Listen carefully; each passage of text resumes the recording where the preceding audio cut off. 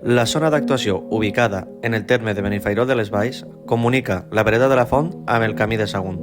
Aquest vial és conegut com el Camí de la Mina. L'estat actual del camí està desgastat i amb abundants clots. Aquest camí té unes pendents pronunciades i presenta abundant escorrentia d'aulla superficial. L'actuació a realitzar en el vial és el parxeix del camí.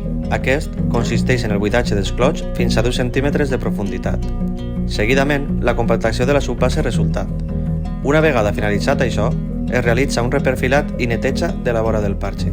Quan tenim els clots arreglats, es realitza un aport de formigó amb base de fibra. Finalment, deixarem curar el formigó de manera adequada amb un mínim de 24 hores, abans que aquest siga obert al trànsit. Aquest camí ens permetrà tindre un accés a zones de superfície forestal.